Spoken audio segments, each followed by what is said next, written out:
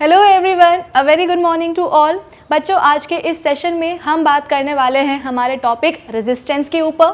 Previous session में हमने बात करी थी रेजिस्टेंस की, देखा था कि रेजिस्टेंस आता कहाँ से है, और मैंने आपको वहाँ बताया था कि रेजिस्टेंस बस इतना ही नहीं है, उसके बारे में हमें और भी कुछ बातें करनी है।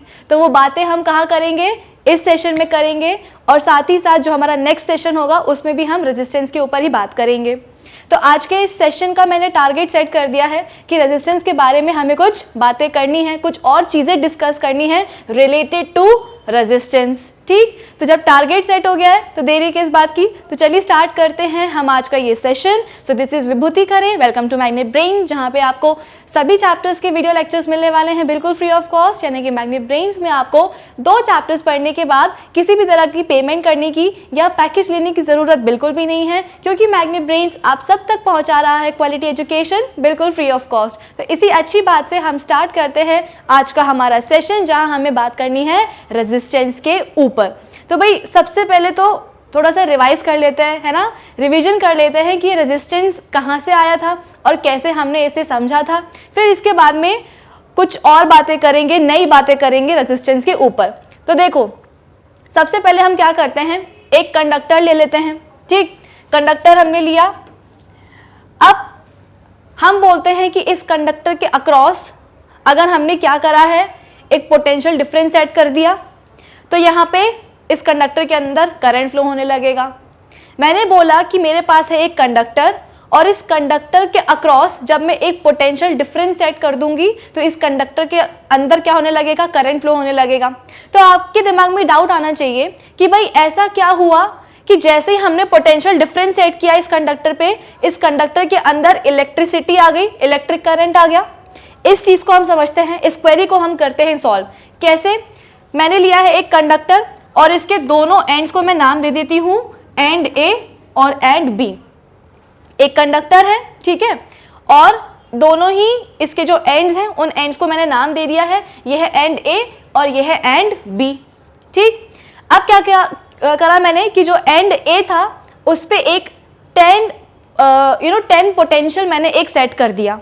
ठीक है, मैंने क्या किया, जो एंड ए था उस पे मैंने क्या किया, 10 वोल्ट का एक पोटेंशियल सेट कर दिया।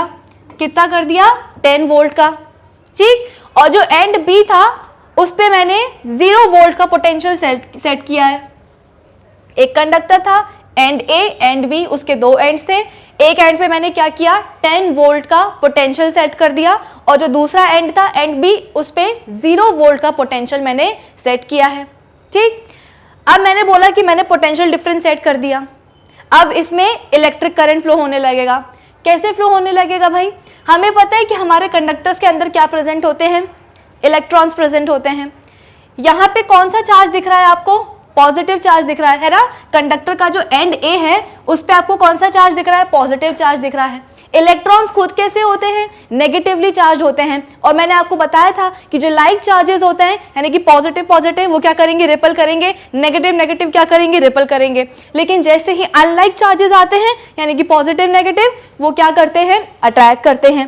तो कंडक्टर के एक एंड की तरफ क्या प्रेजेंट है, पॉजिटिव चार्जेस प्रेजेंट है।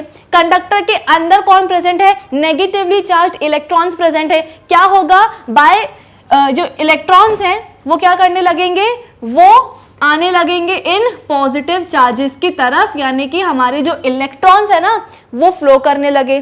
कहां से कहां कर रहे हैं भाई, वो फ्लो कर रहे हैं एंड बी से एंड ए की तरफ। एंड ए पे आ ही क्यों रहे हैं, एंड ए पे इसलिए आ रहे हैं क्योंकि एंड ए पे क्या है, पॉजिटिव चार्जेस है, 10 वोल्ट का पोटेंशियल है वहां पे। ठीक, तो इलेक्ट्रॉन्स क्या करेंगे, सपोज कोई इलेक्ट्रॉन है जो कि एंड बी पे प्रेजेंट था, जैसे ही उस इलेक्ट्रॉन को पता चला कि एंड ए पे क्या है, पॉजिटिव चार्जेस है, वो दौड़ता हुआ कहाँ आएगा, फ्लो करता हुआ कहाँ आएगा, एंड ए पे आ जाएगा। क्यों, क्योंकि हमें पता है कि इलेक्ट्रॉन्स खुद कैसे है, नेगेटिवली चार्ज, और वो पॉजिटिव चार्जेस की तरफ अट्रैक्ट होते हुए आ जाएंगे। तो यहाँ पे इलेक्ट्रॉन्स का फ्लो कहाँ से हो रहा है भाई, कैसे हो रहा है, इलेक्ट्रॉन्स का फ्लो हो रहा है low potential to high potential, है ना। एंड बी पे पोटेंशियल कितना था, 0 था, एंड ए पे पोटेंशियल कितना है, 10 है। तो इलेक्ट्रॉन्स कहाँ फ्लो करें, इलेक्ट्रॉन्स फ्लो करा उन्होंने लो पोटेंशियल से हाई पोटेंशियल। ठीक है, अब बाय कन्वेंशन हमें पता है कि करंट के फ्लो का डायरेक्शन क्या होता है। जिन बच्चों ने वो वाला वीडियो नहीं देखा है जहाँ पे मैंने एक्सप्लेन किया था कि हम बाय कन्वेंशन क्यों बोलते हैं कि इलेक्ट्रॉन्स के फ्लो का जो डायरेक्शन होगा उसके ऑपोजिट करंट के फ्लो का डायरेक्शन होगा, वो वाला वीडियो जरूर देख लीजिएगा, तभी आपको ये चीज समझ में आएगी। तो हमने बोला कि इलेक्ट्रॉन्स लो से हाई पोटेंशियल जा रहे हैं, तो बाय कन्वेंशन करंट कहाँ फ्लो करेगा? करंट हमारा फ्लो करने वाला है high potential to low potential. क्यों? क्योंकि उसे तो जहां पे इलेक्ट्रॉन्स जा रहे हैं उसके ऑपोजिट डायरेक्शन में जाना होता है बाय कन्वेंशन। इलेक्ट्रॉन्स कहां गए? लो टू हाई पोटेंशियल गए, एंड बी से एंड ए की तरफ गए, तो करंट कहां फ्लो होगा? करंट फ्लो होगा हाई पोटेंशियल से लो पोटेंशियल पे, यानी कि कंडक्टर के अंदर करंट कैसे फ्लो होने वाला है? ए से बी के, ए एंड से बी एंड की तरफ करंट जाएगा। ठीक है, कई बार हमने ये सुना है कि किसी भी कंडक्टर के अक्रॉस हमने क्या किया, एक हमने लगा दिया बैटरी, बैटरी से क्या हुआ, एक पोटेंशियल डिफरेंस आ गया, और जैसे ही हमने पोटेंशियल डिफरेंस अप्लाई किया है कंडक्टर के अक्रॉस, करंट फ्लो होने लगा। लेकिन कभी हमने एक्सप्लेन ही नहीं किया था कि आखिर ऐसा होता है तो क्यों होता है। अगर हम कंडक्टर के अक्रॉस एक पोटेंशियल डिफरेंस सेट कर देते हैं तो ऐसा क्या होता है कि कंडक्टर के अंदर इलेक्ट्रिक करंट आ जाता है? वो इसलिए हो जाता है क्योंकि जो हमारे कंडक्टर्स के अंदर इलेक्ट्रॉन्स होते हैं वो क्या करते हैं, जहां पे उन्हें पॉजिटिव चार्ज दिख रहा है उसकी तरफ मूव करने लगते हैं, फ्लो करने लगते हैं। और एक बार इलेक्ट्रॉन्स ने फ्लो करना शुरू किया, क्या होगा? करंट भी फ्लो करना शुरू कर देगा। कहां करेगा? बाय कन्वेंशन डायरेक्शन जो होगा इलेक्ट्रॉन्स के फ्लो का उसके ऑपोजिट डायरेक्शन में बहने लगेगा। ये चीज आपको क्लियर हुई होगी। ठीक है, अब अगर मैं आपको बोलूं कि इस कंडक्टर के अक्रॉस पोटेंशियल डिफरेंस कितना है, इस कंडक्टर के अक्रॉस पोटेंशियल डिफरेंस कितना है, तो आप कैसे निकालोगे? पोटेंशियल डिफरेंस हमें पता है, कैसे निकालते हैं? Potential at point A minus potential at point B, है ना। ए क्या था? ए मेरा एक एंड था कंडक्टर का, बी क्या था? दूसरा एंड था कंडक्टर का। मुझे दोनों ही एंड्स के अक्रॉस पोटेंशियल डिफरेंस निकालना है, तो मैं क्या करूंगी? Potential difference is equal to कितना हो जाएगा? Potential difference is equal to potential at point A या at end A and potential at end B. ठीक, ए पे कितना पोटेंशियल है भाई? 10 है, और बी पे कितना था? 0 था, तो पोटेंशियल डिफरेंस यहाँ पे हमारा कितना आ गया? 10 वोल्ट का आ गया। ठीक, फिर इसके बाद में हमने पढ़ा था ओम्स लॉ। ओम्स लॉ ने हमें क्या बताया था कि अगर आपने पोटेंशियल डिफरेंस बढ़ाया है तो करंट का फ्लो भी बढ़ने लगेगा। क्या करना है? ओम्स लॉ ने हमें बताया था कि अगर आपने किसी कंडक्टर के अक्रॉस पोटेंशियल डिफरेंस बढ़ा दिया तो करंट भी फ्लो होने लगेगा। अच्छा, ऐसे कैसे हम मान ले? इसको हम करके देखते हैं। हमने क्या किया? हमने लिया एक दूसरा कंडक्टर, ठीक है, एक दूसरा कंडक्टर हम ले लेते हैं, और इस कंडक्टर के भी दो एंड्स होंगे, ठीक है, ये रहा एंड ए, ये रहा एंड बी। अब मैंने क्या किया है, जो हमारा एंड ए था ना उस पे मैंने 10 वोल्ट का पोटेंशियल सेट कर दिया, यानी कि यहाँ पे पॉजिटिव चार्जेस बहुत सारे होने वाले हैं।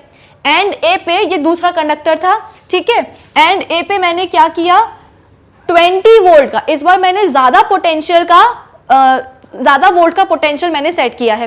कितना किया है मैंने? 20 वोल्ट का पोटेंशियल मैंने सेट कर दिया, और दूसरी तरफ अभी मैंने पोटेंशियल 0 ही रखा है। इस वाले कंडक्टर में 10 वोल्ट था पोटेंशियल, इधर पे 0 था। दूसरे वाले कंडक्टर में मैंने क्या किया, या आप सेम कंडक्टर भी ले सकते हो, ऐसी कोई रिस्ट्रिक्शन नहीं है कि आपको अलग कंडक्टर ही लेना है, आप सेम कंडक्टर लेकर के भी एक्सपेरिमेंट कर सकते हो। उसी कंडक्टर को मैंने क्या किया, एक एंड की तरफ मैंने ज्यादा पोटेंशियल ले लिया, अब 20 वोल्ट का पोटेंशियल ले लिया, और जो दूसरा एंड था वहां पे अभी भी मैंने क्या लिया है? 0 वोल्ट पोटेंशियल ही लिया है। अब क्या होगा? कंडक्टर्स के अंदर कौन प्रेजेंट है भाई? इलेक्ट्रॉन्स प्रेजेंट है। अब इलेक्ट्रॉन्स जैसे ही देखेंगे कि भाई एंड ए पे क्या है? पॉजिटिव चार्जेस है, दौड़ के आ जाएंगे कहां? एंड ए की तरफ। जितने ज्यादा पॉजिटिव चार्जेस उतना ज्यादा इलेक्ट्रॉन क्या करेंगे? फ्लो करते हुए, अट्रैक्ट करते हुए एंड ए की तरफ दौड़ते जाएंगे, भागते जाएंगे। पॉजिटिव चार्जेस क्यों आए हैं? क्योंकि भाई ज्यादा पॉजिटिव चार्जेस क्यों आए हैं? क्योंकि यहाँ पे जो पोटेंशियल है वो ज्यादा वोल्ट का सेट किया है मैंने। जब यहाँ पे 10 वोल्ट का पोटेंशियल था, नंबर ऑफ पॉजिटिव चार्जेस बहुत ज्यादा नहीं थे, लेकिन जैसे ही मैंने पोटेंशियल बढ़ा दिया, 20 वोल्ट कर दिया, डबल कर दिया, पॉजिटिव चार्जेस बढ़ गए। अब जितने पॉजिटिव चार्जेस उतना ज्यादा क्या होगा? अट्रैक्शन होगा इलेक्ट्रॉन्स का, कहां? Towards the end A of the conductor. अब क्या होगा? ज्यादा इलेक्ट्रॉन्स जो है ना, ज्यादा इलेक्ट्रॉन्स फ्लो करने लगेंगे towards the end A of the conductor. Electrons का फ्लो बढ़ गया। इलेक्ट्रॉन्स का फ्लो बढ़ने से क्या होगा, वैसे भी इलेक्ट्रॉन जब फ्लो करते हैं तो करंट बहता है ना। यहां पे क्या हो रहा है, इलेक्ट्रॉन्स का फ्लो बढ़ गया, तो क्या करंट का फ्लो नहीं बढ़ेगा, करंट का फ्लो भी बढ़ जाएगा। यानी कि हमारे इलेक्ट्रॉन्स कहां जा रहे थे, हमारे इलेक्ट्रॉन्स जा रहे थे लो से हाई पोटेंशियल, तो हमारा करंट कहां जाने लगेगा, करंट इलेक्ट्रॉन्स के फ्लो के डायरेक्शन के ऑपोजिट में, यानी कि हाई टू लो पोटेंशियल जाने लगेगा, एंड ए से एंड बी की तरफ फ्लो करेगा। यानी जितना ज्यादा पोटेंशियल उतना ज्यादा क्या होगा, इलेक्ट्रॉन्स का फ्लो होगा, और अगर इलेक्ट्रॉन्स का फ्लो हो गया तो भाई करंट भी क्या होने लगेगा, ज्यादा फ्लो करने लगेगा। ठीक, आई होप ये चीज आपको समझ में आई होगी। अब जरा हम फिर से, जैसे कि हमने यहाँ पे पोटेंशियल डिफरेंस निकाला था, वैसे ही हम इस केस में भी पोटेंशियल डिफरेंस निकालते हैं अक्रॉस हमारा कंडक्टर। तो हम पोटेंशियल डिफरेंस कैसे निकालेंगे भाई, potential difference is equals to potential at point A, या पॉइंट ए नहीं, at end A, minus potential at end B. कितना है भाई, ए एंड पे कितना पोटेंशियल है 20, और बी पे कितना है 0, तो पोटेंशियल डिफरेंस क्या आ गया, पोटेंशियल डिफरेंस आ गया 20 वोल्ट्स। यही तो हमसे ओम्स लॉ ने बोला था कि अगर आपने पोटेंशियल डिफरेंस ज्यादा किया है तो करंट का फ्लो क्या हो जाएगा, बढ़ जाएगा।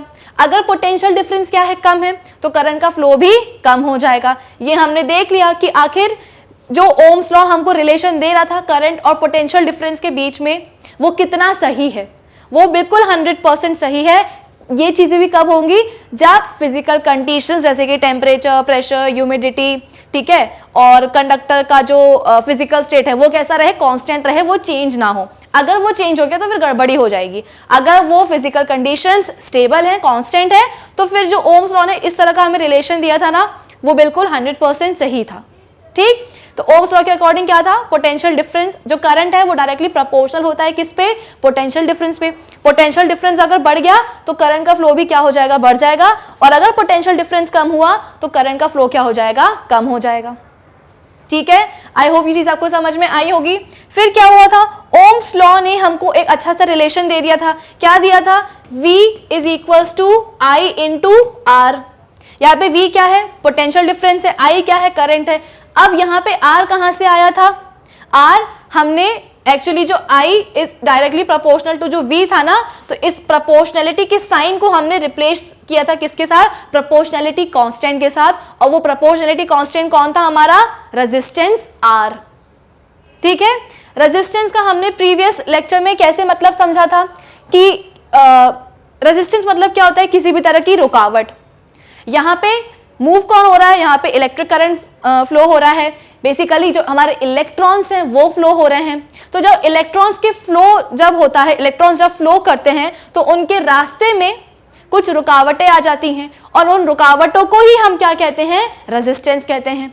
क्यों आती है ये रुकावट, क्यों होता है रेजिस्टेंस, क्योंकि भाई हमने देखा था कि एक कंडक्टर के अंदर ना सिर्फ कंडक्टर के ही एटम्स प्रेजेंट होते हैं, बल्कि कंडक्टर के अंदर जो इम्प्योरिटीज डाली गई होती हैं, जैसे कि हमने गोल्ड कंडक्टर के केस में देखा था कि सिल्वर, प्लेटिनम, कॉपर या पैलेडियम के एटम्स भी डाल दिए जाते हैं।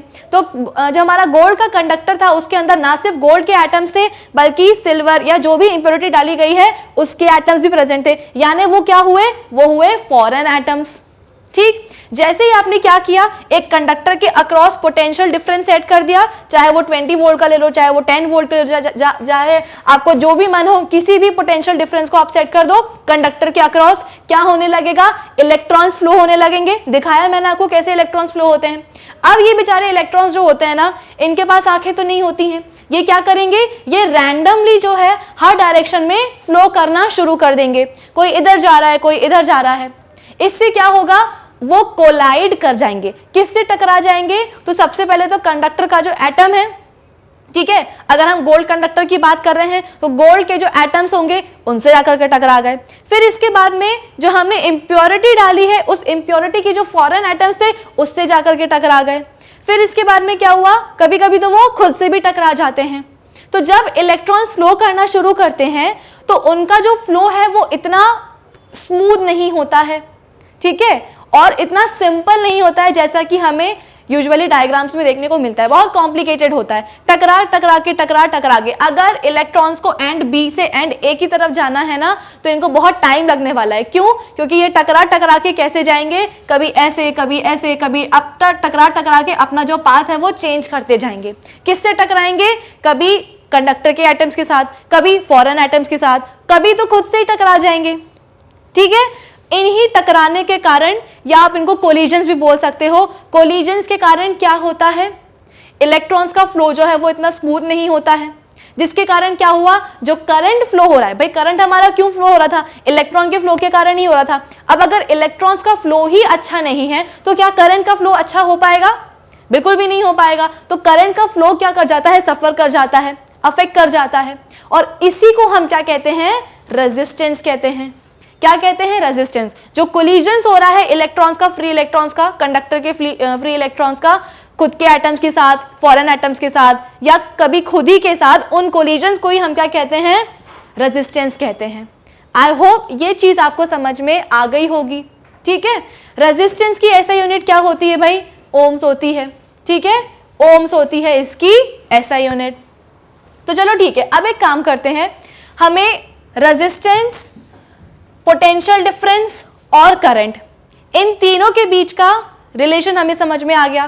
क्या होता है relation? V is equal to I into R। अब एक काम करते हैं, अब ये जो हमारा रेजिस्टेंस है ना, इसको थोड़ा सा चेंज करते हैं हम। कैसे चेंज कर सकते हैं?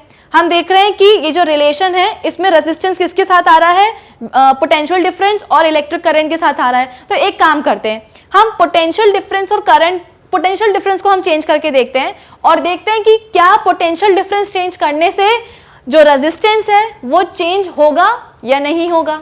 एक काम करते हैं, मैंने यहाँ पे पोटेंशियल डिफरेंस कितना लिया था, पहले केस में 10 लिया था और दूसरे केस में 20 लिया था। जब पोटेंशियल डिफरेंस 10 लिया था तो करंट कैसा था, कम था, लेकिन जैसे ही मैंने पोटेंशियल डिफरेंस बढ़ाया करंट का फ्लो भी बढ़ गया। इसका मतलब क्या कि अगर मैंने कहीं भी किसी भी सर्किट में पोटेंशियल डिफरेंस बढ़ाने की गुस्ताखी अगर कर दी तो ना सिर्फ पोटेंशियल डिफरेंस बढ़ेगा, करंट भी बढ़ जाएगा। और अगर किसी सर्किट में पोटेंशियल डिफरेंस कम कर दिया है तो करंट भी क्या होगा, करंट भी हम बोलते हैं कि कम हो जाएगा। जैसे कि जो फर्स्ट केस था, सपोज यहाँ पे जो पोटेंशियल डिफरेंस था 10 वोल्ट, इस केस में करंट कितना हो जाएगा, करंट हमने ले लिया कितना, 5 एम्पियर। और जो दूसरा पोटेंशियल डिफरेंस था, दूसरा जो केस था, वहां पे हमने कितना ले लिया करंट, वहां पे हमने करंट ले लिया 10 एम्पियर। जब पोटेंशियल डिफरेंस कम था तो करंट भी कम था, जब पोटेंशियल डिफरेंस बढ़ा तो करंट भी बढ़ा। अब दोनों ही केसेस में आप रेजिस्टेंस निकाल के देख लो जरा, क्या आएगा। पहले केस में रेजिस्टेंस कैसे निकालोगे, potential difference divided by current, कितना आ जाएगा, 10/5 इज इक्वल्स टू 2 ओम्स। ठीक, दूसरे वाले केस में भी हम रेजिस्टेंस निकालते हैं, ये हो गया R1, ये हो गया R2। कैसे निकालेंगे, potential difference divided by current. Potential difference कितना है, 20 है, करंट कितना है, 10 है, तो ये कितना हो जाएगा, 2 ओम्स। ठीक है, ये कितना हो गया भाई, ये हो गया अपना 2 ओम्स। कितना हो गया भाई, ये हो गया अपना 2 ओम्स। ठीक है, यानी कि दोनों ही केस में रेजिस्टेंस 1 और रेजिस्टेंस 2 कितना आया है, 2 ओम्स ही आया है।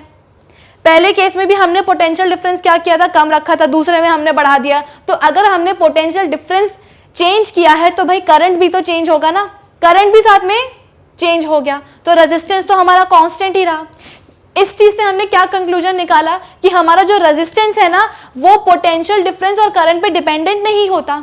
अगर हम कभी रेजिस्टेंस चेंज करना चाहते हैं सर्किट का तो हम पोटेंशियल डिफरेंस और करंट, ठीक है, पोटेंशियल डिफरेंस और करंट को चेंज करके रेजिस्टेंस चेंज नहीं कर पाएंगे।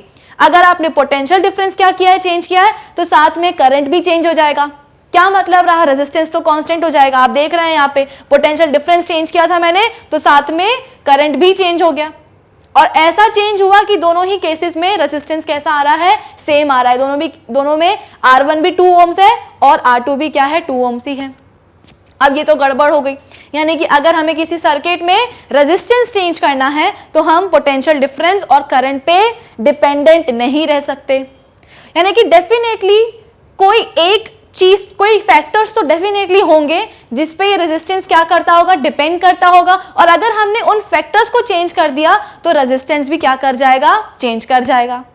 ठीक है, अब सबसे पहले तो आपके दिमाग में सवाल आना चाहिए कि आखिर हम रेजिस्टेंस चेंज कर ही क्यों रहे हैं? अच्छा खासा चल रहा है, चलने दो। रेजिस्टेंस अगर कांस्टेंट हो भी रहा है सभी सर्किट्स का, हो जाने दो। देखो, चेंज करने की कभी ना कभी जरूरत तो पड़ेगी। इसको हम कैसे समझ सकते हैं? हमारे घरों में जो गवर्नमेंट हमको पोटेंशियल देती है, वोल्टेज देती है, वो कितना देती है भाई? 220 वोल्ट का देती है। हमें हमारे घरों में जो वोल्टेज मिलता है वो कितना मिलता है? 220 वोल्ट का मिलता है। ये कैसा होता है? कांस्टेंट होता है। आप 220 वोल्ट को चेंज नहीं कर सकते हो, है ना? कभी आपने अपने घर में आ रहे वोल्टेज को चेंज किया है क्या? कभी नहीं किया। तो 220 वोल्ट हमेशा रहने वाला है आपके घर का वोल्टेज। अब अगर वोल्टेज सेम है तो क्या करंट सेम नहीं होगा? करंट भी क्या होगा? सेम होगा। यानी कि हमारे घर में जितने भी इलेक्ट्रिकल अप्लायंसेस चल रहे हैं, चाहे वो गीजर हो, चाहे वो टेलीफोन हो, आपका मोबाइल फोन हो, ठीक है, चाहे लैपटॉप हो, कंप्यूटर हो, फैन हो, ट्यूबलाइट हो, बल्ब हो, सब सेम करंट पे चलते हैं क्या? ऐसा पॉसिबल है क्या? भाई वोल्टेज तो हमें गवर्नमेंट एक जैसा दे रही है, लेकिन इन इलेक्ट्रिकल अप्लायंस को चलने के लिए ना अलग अलग करंट चाहिए है। गीजर को कुछ और करंट चाहिए, ट्यूबलाइट को कुछ और चाहिए है, बल्ब को कुछ और करंट चाहिए है। यानी कि हमें करंट चेंज करना पड़ेगा। लेकिन अब करंट चेंज कैसे करें? अगर हमने पोटेंशियल डिफरेंस, जो वोल्टेज आ रहा है वो चेंज किया, तब जाकर के हमारा करंट चेंज होगा। लेकिन हम इस वोल्टेज को तो चेंज कर ही नहीं सकते, तो यहां पे करंट को चेंज करने की जरूरत पड़ गई। करंट कैसे चेंज होगा? करंट चेंज होगा इस रेजिस्टेंस को चेंज करने से। जो हम आपसे बोल रहे थे कि आखिर रेजिस्टेंस को हम चेंज करना ही क्यों चाह रहे हैं, वो इसलिए चेंज करना चाह रहे हैं क्योंकि हमें अपने घर पे आ रहा जो वोल्टेज है ना, उसे हम चेंज नहीं कर सकते। लेकिन हर एक इलेक्ट्रिकल अप्लायंस को अपना अपना एक करंट चाहिए है। उस अपने अपने करंट को ऑब्टेन करने के लिए, अचीव करने के लिए हमें क्या करना पड़ेगा? रेजिस्टेंस चेंज करना पड़ेगा, ताकि जो डिफरेंट इलेक्ट्रिकल अप्लायंसेस है उन तक जो करंट जा रहा है वो चेंज हो जाए। ठीक है, इसीलिए हमें रेजिस्टेंस को चेंज करने की जरूरत पड़ती है। अब जरा आओ उन फैक्टर्स पे जिन पे हमारा जो रेजिस्टेंस है वो डिपेंडेंट होता है। यानी कि अगर हम उन फैक्टर्स को चेंज करेंगे तब जाकर के रेजिस्टेंस क्या होगा? चेंज होगा। तो the electrical resistance of a conductor depends on the following factors. सबसे पहले क्या है? लेंथ ऑफ द कंडक्टर, जो कंडक्टर है उसकी लेंथ। फिर इसके बाद में cross section area of the conductor. फिर क्या होगा? Nature of the material of the conductor, जिस मटेरियल का बना होगा कंडक्टर उसके नेचर पे डिपेंड करेगा। और साथ ही साथ क्या होगा? टेम्परेचर। तो ये 4 मेजर फैक्टर्स हैं जिन पे जो रेजिस्टेंस है, कंडक्टर का जो रेजिस्टेंस है वो डिपेंड करता है। आज के इस सेशन में हम बात करेंगे लेंथ और क्रॉस सेक्शन एरिया की। नेक्स्ट लेक्चर में हम बात करेंगे कंडक्टर के मटेरियल के नेचर की और टेम्परेचर की। ठीक है, अब क्या करते हैं? सबसे पहले हम जाते हैं फर्स्ट फैक्टर पे, यानी कि कंडक्टर की लेंथ। कंडक्टर की लेंथ अगर बढ़ेगी तो रेजिस्टेंस बढ़ जाएगा। मैंने क्या बोला? कंडक्टर की लेंथ अगर बढ़ी तो रेजिस्टेंस भी बढ़ जाएगा। ऐसा क्यों भाई? यहां पे आप देख रहे होंगे, यहां पे एक छोटा सा वायर है जो कि क्या है? कंडक्टर है। भाई जैसे ही क्या हुआ, आपने इस वायर के अक्रॉस एक पोटेंशियल डिफरेंस सेट कर दिया, बैटरी लगा दी, इलेक्ट्रॉन्स क्या करने लगेंगे? फ्लो करने लगेंगे। इलेक्ट्रॉन्स का फ्लो स्मूथ होता है क्या? नहीं होता। इलेक्ट्रॉन्स क्या करते जाते हैं? कोलाइड करते जाते हैं। किसके साथ कोलाइड करते हैं भाई? वो करते हैं जो कंडक्टर है उसी के एटम्स के साथ, या कभी कभी हम बोलते हैं कि फॉरेन एटम्स के साथ भी कर लेते हैं। और हद तो तब हो जाती है जब वो खुद से ही क्या करने लगते हैं? कोलाइड करने लगते हैं। अब जितना लंबा वायर उतना ज्यादा क्या होगा? जो कंडक्टर है उसके एटम्स होंगे, फॉरेन एटम्स होंगे और फ्री इलेक्ट्रॉन्स होंगे। तो इलेक्ट्रॉन्स क्या करेगा? कोलाइड करते करते करते अपना पाथ चेंज करते करते जो है एक एंड से दूसरे एंड पे पहुंचेगा। तो अगर हमने कंडक्टर की लेंथ बढ़ा दी है, ठीक है, अगर हमने कंडक्टर की लेंथ बढ़ा दी तो नंबर ऑफ कोलिजन्स क्या हो जाएंगे? बढ़ जाएंगे। अभी तक तो क्या हो रहा था? कोलिजन सिर्फ इतनी लेंथ में हो रहा था, हमने क्या किया? लेंथ बढ़ा दी, तो नंबर ऑफ कोलिजन्स भी तो बढ़ जाएंगे ना।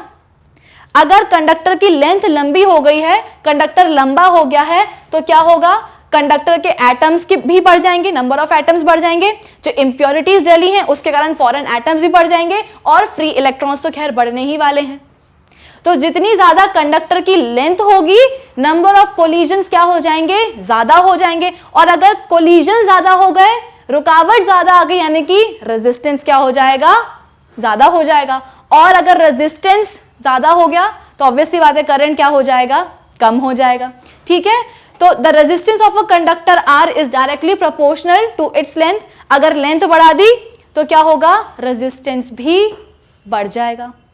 इसी के ऑपोजिट अगर हम बात करें किसकी, क्रॉस सेक्शन एरिया की, क्रॉस सेक्शन एरिया अगर बढ़ा देंगे हम अपने कंडक्टर का, तो रेजिस्टेंस यहां पे कम हो जाएगा।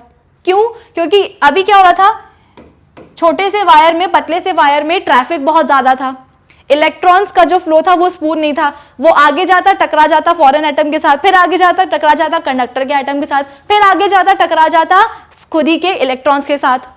लेकिन क्या हुआ, जैसे ही हमने क्रॉस सेक्शन एरिया बढ़ा दिया ना, तो इलेक्ट्रॉन्स को फ्लो करने की थोड़ी सी जगह मिल गई।